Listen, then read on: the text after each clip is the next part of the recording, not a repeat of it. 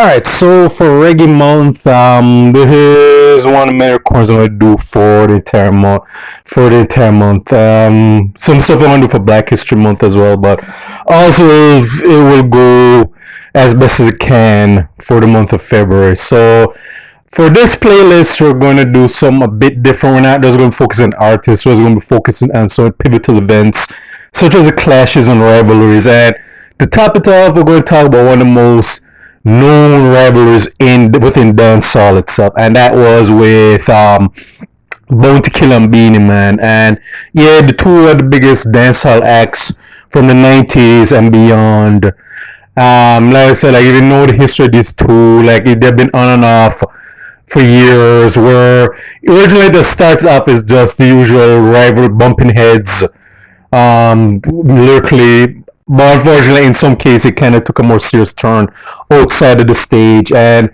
it's like the whole it started again. It's disputed both sides, as I think one of the most notable explanations that Bounty Killer accused Beenie Man of ripping off his style, like with the song "Water" or "Roses." Warner Rose, I forget the title of the song, and then which was a take of Bounty Killer's Warner Nice Something the Sitting.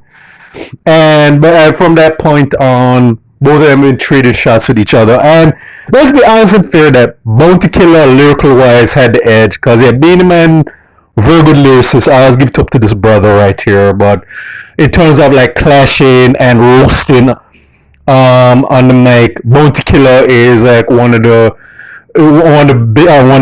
noted veterans in dissing other people. Like Bounty Killer, if you know, you don't call the warlord for anything, because like I said, he's always been in conflict with other artists, whether just for show or even not so much for show.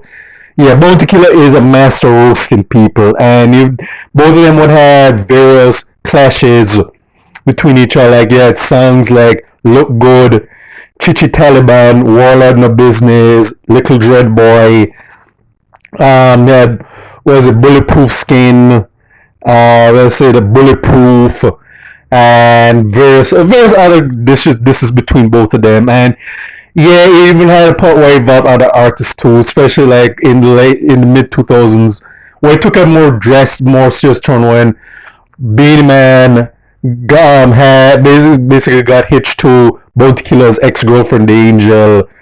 And let's just be honest, the Angel's rise to popularity came because of Bounty Killer and Beenie Man, to be honest.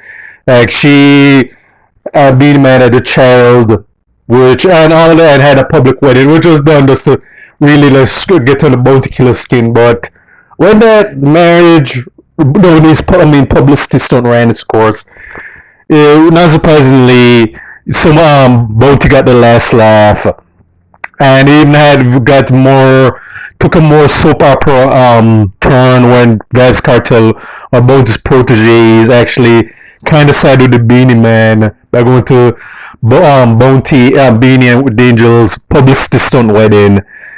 And yeah, it would even lead to Bounty and Kartel falling up for a while. But overall, like I said, like the conflict between both of them has been off, because there are times when both of them would be at each other's throats lyrically. Then there'd be a time there where they'd put down the cease hostilities, only to resume hostilities.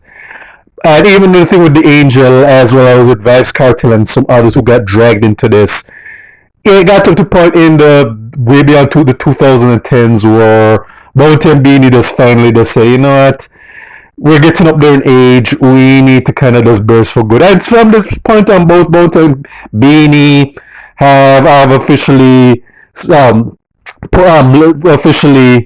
mended fences, and up to this day they're good, which is makes sense, because as I said, both of them are kind of, like I said, that they're not spring chickens anymore, and they're getting up in age, and decided that it'd be kind of pointless for us to keep throwing jabs and barbs at each other as we're up in age, because both of them have families, and most of them kids are grown right now, and even our grandparents whatsoever. So let's bygones be bygones, all is forgiven.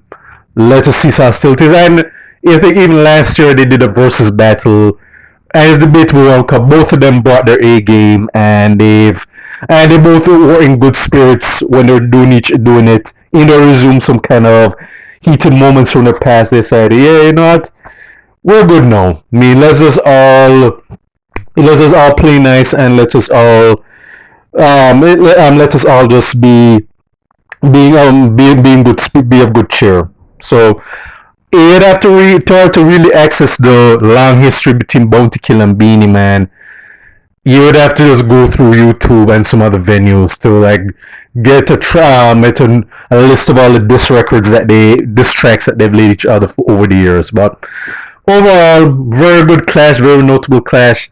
I thought I got too serious after a point, especially the Angel thing. But one of the most notable musical lyrical rivalries. And like I said, whether or not like Bounty Kill and Beanie Man, this is one of the main, was one of the biggest highlights in dancehall music, was the on and off again feud between these two. And that's pretty much it. So this is for State of Jamaica and the Caribbean. Check out my YouTube pages, Miles Goodson Baron, Miles Productions, Real Thoughts and Miles. Alright.